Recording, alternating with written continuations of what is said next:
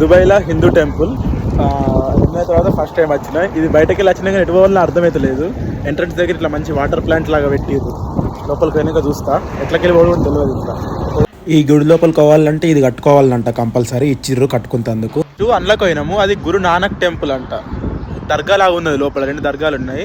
So ఇది మన Hindu temple. దీని పక్క పంటి సూపర్ ఉన్నదిలే. గుడి గోపురం పైన ఎంట్రన్స్ ఇక్కడ. లోపలికి ఫోన్ అలో లేదు అసలు. యాక్చువల్గా ఫోటోలు తీసుకోవడానికి బాగున్నది. ఇక్కడ బయట నుంచి బయటకే ఫోటోలు తీసుకున్నాము. సో దీనికి మన గుడికి ఆపోజిట్ ఇక్కడ ఏముందంటే చర్చ్ ఉన్నది. అన్నీ ఒక దగ్గరనే మంచిగా టెంపుల్స్ అన్నీ మంచిగా కట్టారు. కమ్యూనిటీ అయితే మంచిగా. ఇప్పుడే దర్శనం చేసుకొని బయటకు వచ్చేసినాము. అర్చన కూడా చేయించుకున్నాము. అర్చన చేయించుకున్నందుకు మాకు 110 ధరలు అయింది అన్నట్టు. అర్చన చేయించుకున్నాక ఒక ప్రసాదం, ఒక సేప్పండు, ఒక పువ్వు ఇచ్చారు పడేసేందుకు అని చెప్పేసి చెవులో పెట్టుకున్నాను. అయితే నేను మా దోస్తుగాడు యాక్చువల్గా మా ఫ్రెండ్ బర్త్డే వల్ల అందుకని వచ్చినాము ఇక్కడికి మేము ముగ్గురం కలిసి. లోపల మాత్రము అన్ని విగ్రహాలు ఉన్నాయి. ఆల్మోస్ట్ మొత్తం పాలరాతి డిజైన్ తోటి సూపర్ అంటే సూపర్ ఉన్నది. దుబాయ్లో ఉన్న వాళ్ళు మాత్రం ఖచ్చితంగా